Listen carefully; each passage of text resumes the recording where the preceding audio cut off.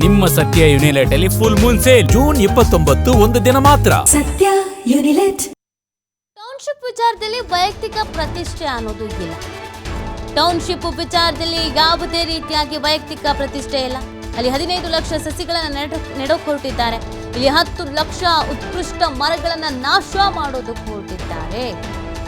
ಬಾಳೆ, ತೆಂಗು ಸೇರಿ ಹಲವಾರು ಫಲವತ್ತಾದಂಥ ಗಿಡಗಳನ್ನು ನಾಶ ಮಾಡ್ತಾರೆ. ಯಾವುದೇ ಕಾರಣಕ್ಕೂ ಡಿಕೆಶಿ ಸ್ಥಳಕ್ಕೆ ಬರೋದಿಲ್ಲ. ನಮಗೆ ಗೊತ್ತಿದೆ ಅವರು ಬರೋದಿಲ್ಲ ಅಂತ. ಕಾಂಗ್ರೆಸ್ ಬಾವುಟ ಬಿಟ್ಟು ಇದೀಗ ಕೆಂಪು ಬಾವುಟಗಳನ್ನ ಹಿಡ್ಕೊಂಡು ಕೂತಿದ್ದಾರೆ. ಇದ್ಯಾವುದೋ ಕೆಂಪು ಬಾವುಟ. 4 ಗೋಡೆ ಬಿಟ್ಟು ರೈತರ ಜೊತೆ ಚರ್ಚೆ ಮಾಡೋದಕ್ಕೆ ಬನ್ನಿ.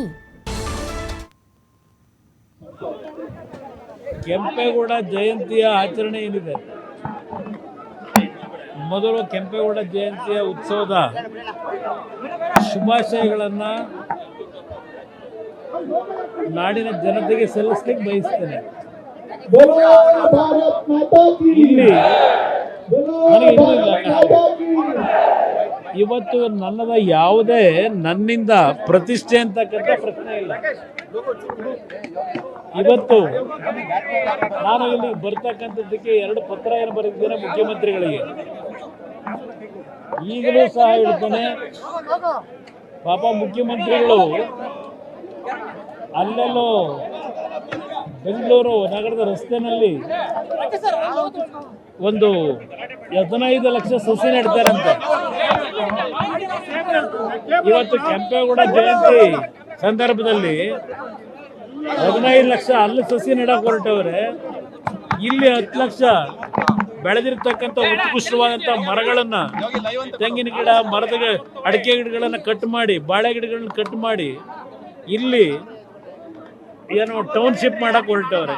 ಅಲ್ಲಿ 15 ಲಕ್ಷ ಸಸಿ ನೆಡೋದಂತೆ, ಇಲ್ಲಿ 15 ಲಕ್ಷ ಕಟ್ ಮಾಡೋದಂತೆ. ಇದು ಇವರ ನೀತಿ.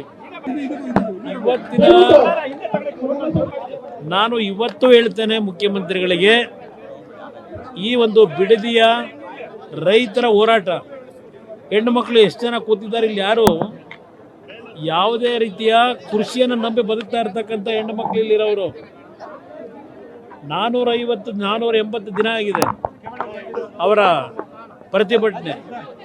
ಅವರ ಪ್ರತಿಭಟನೆಗೆ ನಾವು ಯಾರು ಪ್ರಚೋದನೆ ಮಾಡಿಲ್ಲ. ಇಲ್ಲಿ ಅವ್ರ ಜಮೀನುಗಳನ್ನು ಉಳಿಸ್ಕೋಬೇಕು, ಅವ್ರ ಪೂರ್ವಿಕರ ಹುಟ್ಟಿರ್ತಕ್ಕಂಥ ಈ ಭೂಮಿನ ಉಳಿಸ್ಕೋಬೇಕು ಅಂತಕ್ಕಂಥದ್ದೇನಿದೆ, ಅದರಿಂದ ಸ್ವಪ್ರತಿಷ್ಠೆ ಬಿಟ್ಟು ರೈತರ ಭಾವನೆಗಳಿಗೆ ಸ್ಪಂದಿಸಿ ಅಂತಕ್ಕಂಥದ್ದು. ಕೆಂಪೇಗೌಡ ಜಯಂತಿ ಆಚರಣೆ ಮಾಡಲಿಕ್ಕೆ ಹೊರಟಿದ್ದೀರಿ. ಕೆಂಪೇಗೌಡರ 108 ಅಡಿಯ ಪ್ರತಿಮೆಗೆ ಹಾರ ಹಾಕೊಂಡು ಪೂಜೆ ಮಾಡಕ್ಕೆ ಹೋಗಿದ್ದೀರಿ. ಅವ್ರಿಗೆ ಗೌರವ ಕೊಡಬೇಕು ಅಂದರೆ ಮೊದಲು ಯಾವ ಬೆಂಗಳೂರು ನಗರ ಕೆಂಪೇಗೌಡರು ಕಟ್ಟಿದ್ದಾರೆ ಅಂತಾರೆ ಆ ನಗರ ಸರಿಪಡಿಸ್ಕೊಳ್ಳಿ, ಆಮೇಲೆ ಇಲ್ಲಿ ಬನ್ನಿ. ಅದರಿಂದ ಇವತ್ತು ಜನರ ಭಾವನೆಗಳಿಗೆ, ರೈತರ ಭಾವನೆಗಳಿಗೆ ಸ್ಪಂದಿಸಬೇಕು ಅನ್ನೋದು ಹೇಳ್ತೀನಿ. ಅವ್ರು ಯಾವ ಕಾರಣಕ್ಕೂ ಬರಲ್ಲ ಗೊತ್ತಿದೆ ನನಗೆ. ಅವರಿಂದ ಆಗಲ್ಲ, ನೈತಿಕತೆ ಇಲ್ಲ ಅವರಿಗೆ. ಇವತ್ತು ನಾನಿಲ್ಲಿ ಬನ್ನಿ ಅಂತ ಕರೆದಿದ್ದು ಅವರನ್ನು ಮುಖ್ಯಮಂತ್ರಿನ ಬೀದಿಗೆ ತಂದು ನಿಲ್ಲಿಸಬೇಕು ಅಂತ ಅಲ್ಲ. ನಮ್ಮನ್ನು ಬೆಳೆಸ್ತಕ್ಕಂಥವ್ರು ಇಲ್ಲಿ ಕೂತಿದಾರಲ್ಲ, ಆ ಹೆಣ್ಮಕ್ಳು, ಹಿರಿಯರು, ಅವರ ಸನ್ನಿಧಾನದಲ್ಲಿ ನಡೀಲಿ ಇದು. 480 ದಿನ ಅವರೇನು ಇಲ್ಲಿ ಕೂತು ಹೋರಾಟ ಮಾಡ್ತಾ ಇದ್ದಾರೆ, ಅವ್ರಿಗೆ ಗೌರವ ಕೊಡಬೇಕು ಅನ್ನೋದಿದ್ರೆ, ಅದರ ಮುಖಾಂತರ ನಾಡಿನ ಜನತೆ ಗೌರವ ಸಲ್ಲಿಸಬೇಕು ಅನ್ನೋದಿದ್ರೆ ಮುಖ್ಯಮಂತ್ರಿ ಅವ್ರ ಮುಂದೆ ಚರ್ಚೆ ಮಾಡಲಿ. ಅಲ್ಲೆಲ್ಲ ಕೂತ್ಕೊಂಡು ಹೇಳಿಕೆ ಕೊಟ್ಟರಾಗಲ್ಲ. ಕುಮಾರಸ್ವಾಮಿ ಕಾರದ ಕನಸಿನ ಕೂಸು ಇದೆಲ್ಲ ಅಲ್ಲಿ ಹೇಳೋದಲ್ಲ. ಇಲ್ಲಿ ಬಂದರೆ ನಾನು ಬಂದಿದ್ದೀನಿ, ಧೈರ್ಯವಾಗಿ ಚರ್ಚೆ ಮಾಡೋಕ್ಕೆ ತಯಾರಾಗಿದ್ದೀನಿ. ಅಲ್ಲೆಲ್ಲ ಧರಣಿ ಮಾಡ್ತವ್ರಲ್ಲ, ಈಗ ರೆಡ್ಡು ಈ ಯಾಕೋ ಕಾಂಗ್ರೆಸ್ ಬಾವುಟ ಬಿಟ್ಬಿಟ್ಟವ್ರೆ.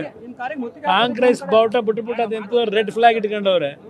ಈಗಲೂ ಹೇಳ್ತೇನೆ, ಅಲ್ಲಿ ನಿಜವಾದ ರೈತರು ಯಾರಿದ್ದಾರೆ ಈ ಭಾಗದಲ್ಲಿ, ಅವ್ರು ಬಂದ್ರೆ ಚರ್ಚೆ ಮಾಡಕ್ಕೆ ತಯಾರಾಗಿದ್ದೀನಪ್ಪ. ಅವರೊಬ್ಬರ ಜೊತೆ ಇವ್ರ ಜೊತೆ ಬರಲ್ಲ ಅಂತ ಗೊತ್ತಿದ್ರು ಕುಮಾರಸ್ವಾಮಿ ಅವರು ನಾಟಕ ಮಾಡಕ್ ಹೋಗ್ತಾ ಇದ್ದಾರೆ ಅಂತ ಬಾಲಕೃಷ್ಣ ಅವ್ರು ಹೇಳ್ತಾರೆ. ನಾನು ಅವ್ರು ಬರಲ್ಲ ಅಂತ ಗೊತ್ತು ನನಗೆ. ಅವ್ರು ಹೇಳೋದೇನು ಈಗ ಅವ್ರ ಪತ್ರ ಯಾಕೆ ಬರೆದ್ರು ನನಗೆ? ಪತ್ರ ಬರೆದು ಯಾತಕ್ಕೆ ನಾನು ಇನ್ವೈಟ್ ಮಾಡಿದ್ರು? ನಾನು ಯಾಕೆ ಪತ್ರ ಬರೆದಿದ್ದೇನೆ?